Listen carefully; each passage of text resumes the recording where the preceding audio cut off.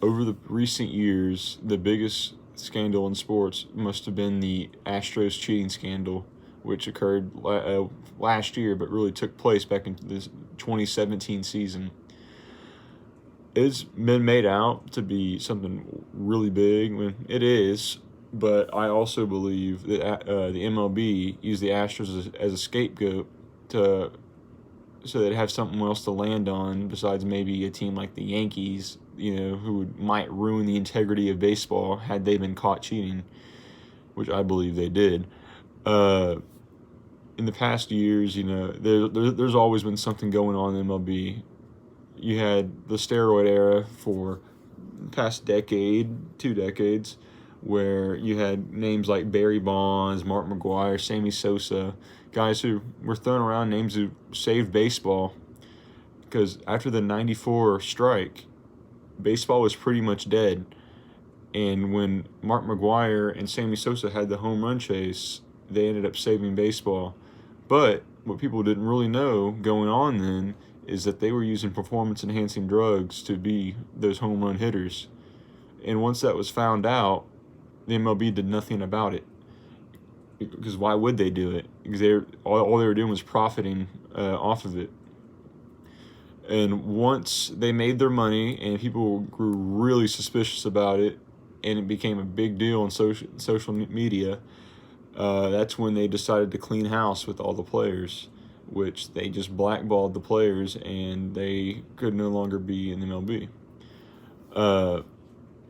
The Astros are the most recent topic just because they were once a terrible team and just became great just pretty much overnight, which I'm an Astros fan, and this is not to support their cheating because I know they cheated, but there are other teams that cheated as well.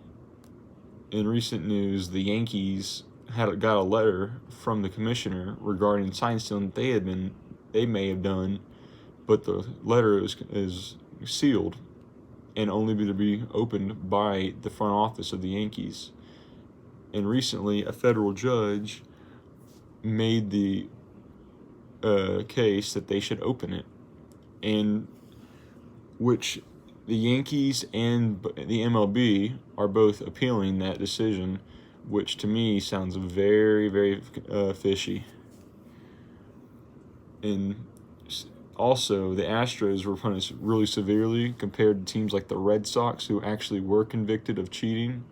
And the Red Sox pretty much just got a slap on the wrist compared to what the Astros received.